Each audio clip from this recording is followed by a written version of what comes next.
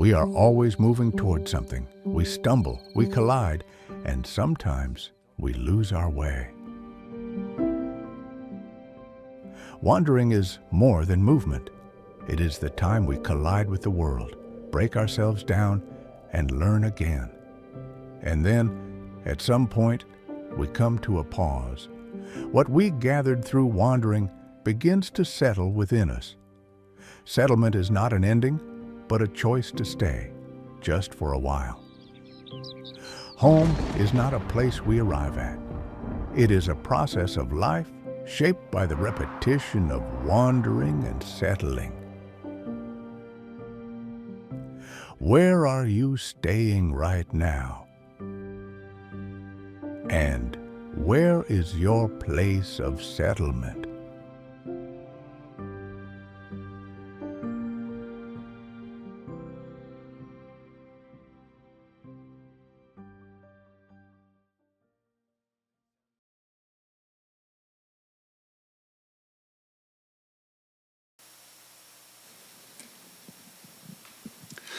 여러분 반갑습니다. 저는 3,000원이라는 저렴한 가격에 정성이 가득 담긴 김치찌개를 팔고 있는 청년 밥상 문간을 운영하는 이문수 가브리엘 신부입니다. 2015년 여름에 서울에 있는 고시원에서 생활하던 한 청년분이 굶주림으로 세상을 떠났다는 뉴스를 보고 가슴 아팠던 기억이 납니다. 청년들이 부담 없이 식사할 수 있도록 청년들을 위한 식당이 있으면 좋겠다는 한 수녀님의 제안으로 2017년부터 식당을 운영하고 있습니다. 어쩌다 보니 세간에서는 김치찌개 신부라는 이름도 얻었습니다. 2020년에는 청년문간 사회적 협동조합을 설립해서 식당을 운영하며 청년들과 함께 여러 가지 활동도 하고 있습니다. 오늘 제가 이 자리에 선 것은 제가 뭔가 대단한 일을 성취했거나 여러분보다 더 나은 무언 정답을 알고 있어서는 아닙니다. 사실 고백하자면 오히려 크고 작은 실패와 실수, 시행착오들을 겪고 있는 사람으로서 지금도 여전히 식당과 협동조합을 운영하면서 잘 하고 있는지 늘 반문하고 또 가톨릭 신부로서의 삶은 흐트러지지 않았는지 자문하곤 합니다. 제 삶은 겉보기에는 이제 사제라는 그런 단단한 삶을 걸어온 것 같지만 실은 수많은 흔들림과 방랑의 연속이었습니다. 공대생에서 신학생으로 그리고 수도자와 사제로 지금은 김치찌개집 아저씨로 살고 있는 저는 나는 오늘도 사랑의 길을 걸을 것인가 라는 질문에 서 있습니다. 오늘 여러분께 들려드릴 이야기는 어떤 완벽한 성자의 무용담이 아닙니다. 실패해도 괜찮더라는 그런 작은 위로와 희망의 이야기를 나누고 싶습니다. 끊임없이 길을 찾는 한 인간이 그 방랑의 끝에 어떻게 사랑이라는 작은 이정표를 발견했는지에 대한 제 솔직한 고백이 되겠습니다. 2008년에 신부가 된 저는 2009년에 스페인으로 유학을 갔습니다. 제가 속해 있는 수도원에서 보내준 것이죠. 설레는 마음을 품고 떠났던 스페인 유학 시절에 사실 저는 제 인생에서 가장 깊은 어둠을 경험했습니다. 낯선 땅에서의 외로움, 또 언어라는 장벽, 그리고 종교인에게는 이 공부라는 것도 부여받은 중요한 책무이기 때문에 내가 이 공부를 잘 마칠 수 있을 것인가라는 그런 무거운 책임감이 저를 괴롭혔습니다. 신학교에서 배운 고귀한 이론들이 제 눈앞에 고통을 해결해 주지 못하는 것 같아서 절망스럽기도 했고요. 시쳇말로 청운의 꿈을 안고 외국에 갔지만 바쁘다는 핑계로 유학 준비를 소홀히 했고요. 그 여파로 언어를 배우는 과정에서부터 큰 어려움을 겪었습니다. 스페인에서 처음 9달 동안 어학원에서 스페인 말을 배웠는데 익숙해지지가 않았습니다. 그 후에 신학대학원에 입학을 했고 학업을 따라가기가 어렵더라고요. 그래서 고민 끝에 한 학기 만에 휴학을 하고 스페인어를 더 배우게 됐습니다. 저는 그동안에 이제 배웠던 것을 개인적으로 복습하고 싶었지만 그곳 스페인에서의 저희 책임자 신부님께서는 제가 어학원에 더 다니길 원하셨습니다. 제가 여러 차례 간곡하게 어학원에는 더 다니고 싶지 않다 말씀을 드렸지만 그분 역시 간곡하게 어학원에 꼭 다녀라 라고 하셨습니다. 사리 사욕을 버리고 하느님의 뜻을 따르겠다고 결심하고 평생에 걸쳐서 하는 수련을 순명이라고 하는데요. 가톨릭 사제로서 저는 순명을 서약한 사람이기 때문에 책임자 신부님께 순명해서 정말 가기 싫었지만 어학원에 다시 등록하게 됐습니다. 그때 제 내면에서 뭔가 이렇게 부러졌다는 것을 느낄 수 있었습니다. 뭔가가 잘못됐구나. 더군다나 새로 등록한 어학원에서는 한 선생님한테 인종차별을 경험을 했어요. 그래서 그 어학원에는 정말 죽기보다 가기가 싫었습니다. 일주일에 며칠씩 저는 수도원의 신부님들에게 제가 어학원에 가는 척 하면서 제 방에 숨어 있기도 했어요. 밖으로 나가서 어디 카페나 도서관 같은 데 가면 될 건데 그럴 힘이 없었어요. 2평 남짓한 방에서 인기척도 내지 못하고 4시간 동안 죽은 듯이 가만히 있었습니다. 그때 그 비참함은 참 말로 표현하기 어렵네요. 결국 인종차별을 하던 그 선생님의 수업 시간에 강의실에 있는 게 너무 싫고 또 싫은 나머지 갑자기 정신이 이렇게 핑 도는 그런 느낌이 들었고요. 2시간 내내 이렇게 질문을 하는데도 제가 멍하니 가만히 앉아 있었습니다. 강사와 다른 학생들은 이상함을 느끼고 저를 그냥 내버려 두었습니다. 저는 시쳇말로 지금 정신줄을 놓으면은 이게 미치는 거구나 하는 직감에 이를 악물고 버텼습니다. 그렇게 익히 싫으면 그냥 강의실을 나오면 될 텐데 그게 잘 안 되더라고요. 그렇게 석 달을 더 학원에 다니고 다시 대학원에 복학을 했지만 내면 어딘가가 부서진 저는 그 이후 3년 동안 공부에 전념하기가 어려웠습니다. 마음처럼 공부가 되지 않는 날들이 쌓여서 고통이 머리 끝까지 차면은 7층에 있던 제 방 창문에서 이렇게 몸을 던지는 그런 상상도 했습니다. 그러면 이 고통에서 벗어날 수 있지 않을까라는 그런 생각 때문에 그렇게 4년 2개월을 스페인에서 보냈지만 결국 학위를 받지 못하고 저는 초라하게 귀국했습니다. 몸과 마음이 극도로 피폐해진 저는 목표를 이루지 못했다는 초라함과 부끄러움에 허우적거렸는데 이러다가는 큰일 나겠다는 그런 생각이 들었습니다. 그리고 학위보다 나 자신이 더 소중하다는 걸 깨닫고 귀국을 결심할 수 있었습니다. 제가 스페인에서 겪은 이 절망적인 방랑은 저를 완전히 다른 신부로 만들었습니다. 예전에 저는 고민하는 청년들에게 참아라, 다 지나간다 이렇게 얘기했거든요. 하지만 이제는 네 영혼이 죽어간다면 지금 당장 그만둬라, 괜찮다 이렇게 이야기합니다.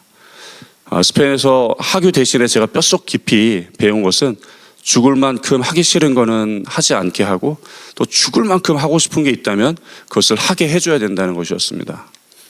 그리고 나의 목표나 나의 꿈보다 나 자신이 더 소중하다는 그런 사실이었습니다. 그렇게 2013년 11월에 귀국해서 심신이 지친 상태로 지내고 있었는데요. 몸과 마음이 쉽게 회복되지 않았습니다. 그렇게 지내던 2015년 여름 어느 날 서울의 어느 고시원에서 생활하던 한 청년이 굶주림과 지병으로 세상을 떠났다는 가슴 아픈 뉴스를 봤습니다. 믿기지가 않았죠.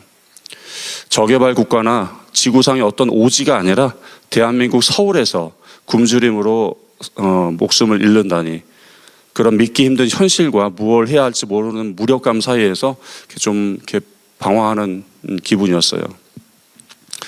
근데 그러한 충격도 시간이 지나자 일상이라는 모래 사이로 점차 가라앉고 있을 즈음 어느 수녀님께서 청년들을 위한 식당을 만들어 달라고 저에게 제안을 하셨어요. 너무나 직관적인 제안이었기 때문에 오히려 제안에서 의욕이 살아났습니다. 함께 살고 있던 신부님들과 의논을 했고 우리가 한번 만들어보자 결정하였습니다. 배고픈 청년들이 눈치 보지 않고 밥을 먹으면서 쉴 수 있는 곳을 만들자. 그래서 그렇게 저는 어떤 거창한 강론대가 아니라 가스불 앞에 서게 됐습니다. 3,000원이라는 가격은 청년들의 자존심을 지켜주는 최소한의 비용이면서 또 우리가 서로 연결되어 있다는 약속이었습니다.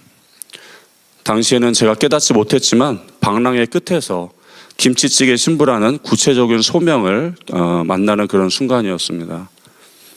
하지만 식당을 열고 제가 사회공헌 활동을 한다고 해서 뭐 제가 거룩한 사람이라는 증거가 될 수는 없죠. 오히려 저의 밑바닥을 더 자주 마주하는 시간들이 되었습니다.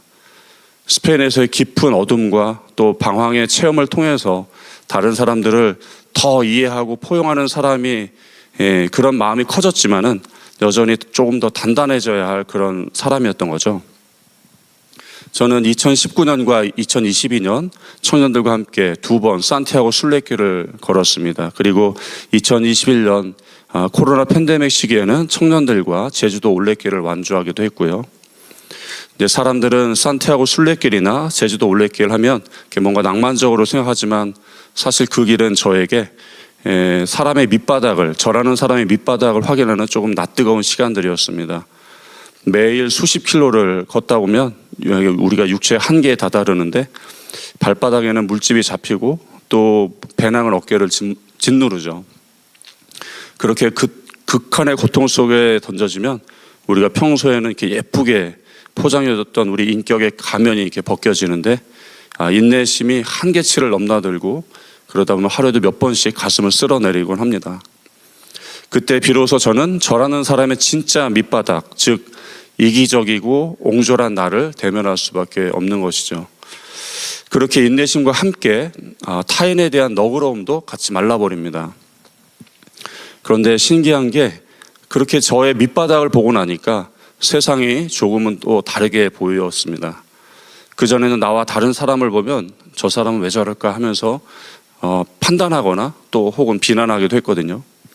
근데 저 자신이 고통 앞에서 얼마나 초라하고 옹졸해질 수 있는지를 체험하고 나니까 오히려 다른 사람들에 대한 이해의 폭이 넓어졌습니다.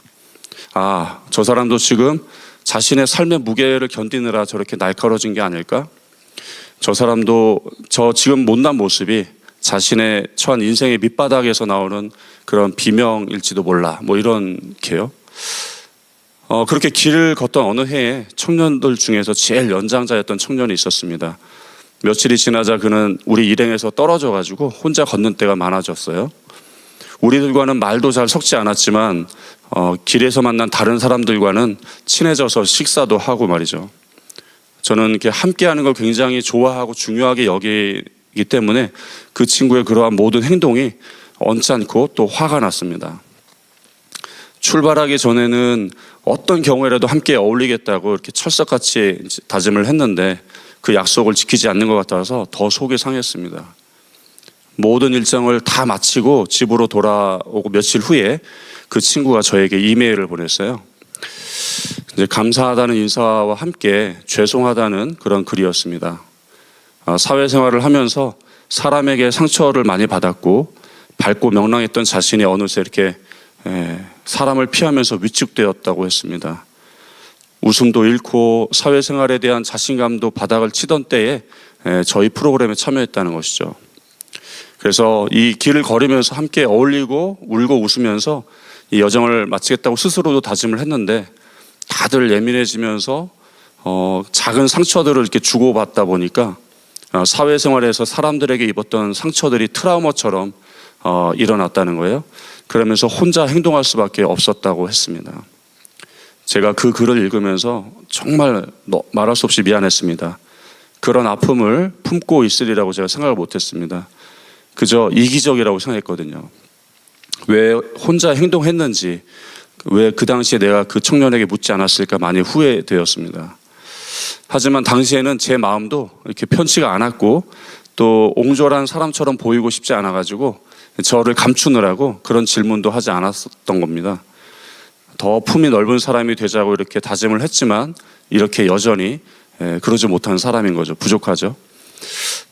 식당을 운영하다 보면 무례한 손님한테 여전히 서운함을 느끼기도 하고 또 복잡한 문제들에 부딪히면은 다 내려놓고 도망가고 싶기도 합니다. 그런데 그럼에도 불구하고 도망가지 않고 이 일을 지금까지 행복하게 하는 비결이 있습니다. 코로나19가 한창일 때 한 통의 이제 이메일을 받았어요. 제가 혹시 도움을 받을 수 있는지 조심스럽게 문의하는 그런 내용이었습니다. 저는 이제 만나서 얼굴을 보고 이야기할 수 있는지 물었고 그분이 저희 식당으로 오겠다고 했어요. 그래서 다음날 찾아온 청년의 사연은 이러했습니다. 그분은 이제 중국어 통역사였는데 코로나 상황에서 이제 일이 끊겼고, 그러면서 이제 뭐 배달이나 상하차 아르바이트를 하면서 지냈는데 트럭에서 이렇게 떨어지면서 다쳐가지고 그 일도 할 수 없게 되었다는 거예요. 그래서 얼마간 저금해두었던 돈도 다 쓰고 이제 방세가 월세겠죠. 이렇게 2달이 밀리니까 이제 집주인이 방을 좀 비워달라, 이런 상황이 된 것입니다. 그렇게 그 절박한 상황에서 지푸라기라도 잡는 마음으로 저에게 이제 연락을 하셨던 거예요.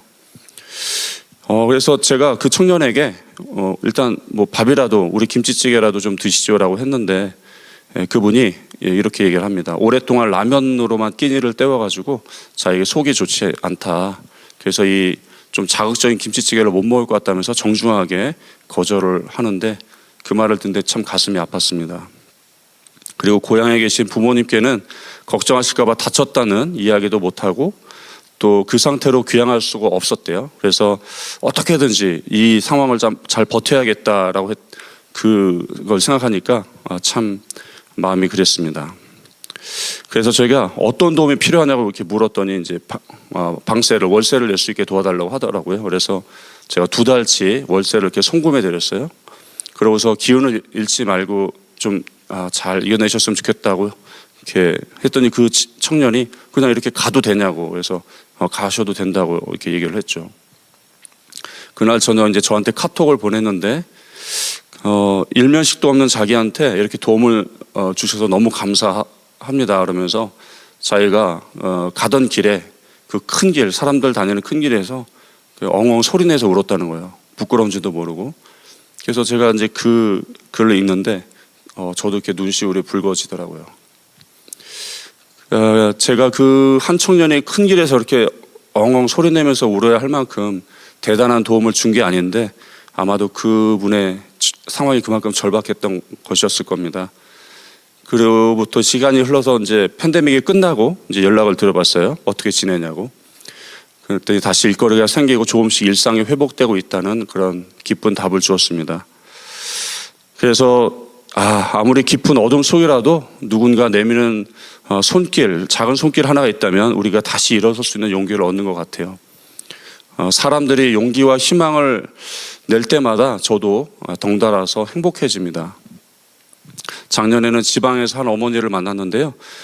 딸이 이화여자대학교를 얼마 전에 졸업했다면서 저에게 감사 인사를 하시더라고요.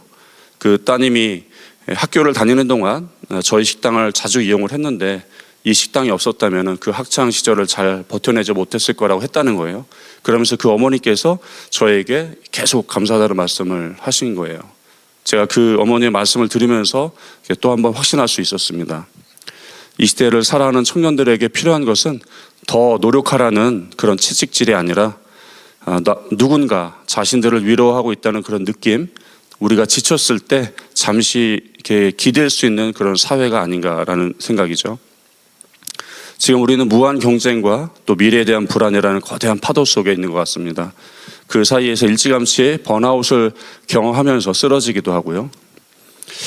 이때 우리를 일으키는 것은 우리 각자의 불굴의 의지가 아니라 결국은 사랑이었다는 걸 기억하게 됩니다. 그러니까 우리 모두가 사랑받고 또 사랑하기 위해서 지치고 고통스러워서 막 이기적이고 옹졸해지려고 할 때에도 사랑할 수 있는 그 힘을 얻어야 된다고 생각하고 그런 힘을 얻으셨으면 좋겠습니다. 우리가 몸의 건강을 위해서 운동을 하듯이 또 마음의 건강을 위해서도 운동을 하시기 바라요. 마음의 건강, 마음의 유연함을 잃지 않기 위해서 마음의 스트레칭이라는 걸 할 수가 있는데요. 그 마음의 스트레칭이 바로 성찰입니다. 마음을 들여다보는 것이 성찰인데 그것만으로도 스트레칭이 되고요. 자주 마음을 들여다봄으로써 건강이 유지되고 유연함을 지킬 수가 있습니다. 그럼에도 이제 지쳐서 잠시 기대고 싶을 때 우리에게 쉼과 힐링이 되어주는 존재, 즉 여러분만의 키다리 아저씨를 또 만드시길 바랍니다. 여러분에게 선한 영향을 주는 사람이라면 누구라도 괜찮습니다. 저에게도 그런 분이 계시는데요. 사진 속 주인공은 제가 스페인에 머물던 시절 저에게 늘 괜찮다 이렇게 다독여 주시던 수사님이십니다. 1년 뒤쯤 저분이 암으로 세상을 떠나시고 나서야 저는 저분이 어떤 삶을 살아오셨는지를 자세히 알게 됐는데 그 이후로 제 삶의 귀감으로 삼고 있습니다. 성찰이 마음의 건강을 지켜주는 운동이라면 키다리 아저씨는 우리가 먼 길을 가는 우리 삶의 동반자라고 할 수 있습니다. 저는 점점 더 사랑에 뿌리 내리는 사람이 되기 위해서 오늘도 저의 키다리 아저씨들과 또 제 마음의 스트레칭을 하면서 걷고 있습니다. 이제 강연을 마무리하면서 여러분께 당부하고 싶습니다. 삶이라는 모험에 도전하는 것을 두려워하지 마십시오. 흔들리고 방랑하겠지만 그 과정에서 자신을 너무 몰아세우지도 마시고요. 조금 느려도 괜찮고 또 잠시 길을 잃어도 괜찮습니다. 제가 식당 문간을 통해서 여러분의 작은 키다리 아저씨가 되어주고 싶었듯이 여러분도 이렇게 서로에게 다정한 지지자가 되어주셨으면 좋겠습니다. 옆에 있는 친구의 지친 어깨를 이렇게 토닥여주고 또 혼자 밥 먹는 사람에게 눈을 맞춰준다든지 그런 어떤 작은 사랑들이 모여서 우리가 사는 세상을 더 살만한 곳으로 만드는 것 같습니다. 어쩌면 끝없이 방랑해하는 이 세상 속에서 저에게 정착이라는 것은 한 곳에 머무르는 것이 아니라 사람들을 통해서 용기와 희망을 얻는 그런 과정이었습니다. 우리 모두가 연약하고 부족하지만 서로에게 잠시 머물 수 있는 그런 정착지가 되어주셨으면 좋겠습니다. 여러분의 삶이 고통스러운 방황이 아니라 각자의 아름다운 모험을 완성하는 그런 사랑의 시간이 되시기를 저는 기도하겠습니다. 언제든지 배가 고프고 또 마음이 허기질 때는 제가 있는 정릉으로 오십시오. 제가 김치찌개 끓여놓고 기다리고 있겠습니다. 경청해 주셔서 감사합니다.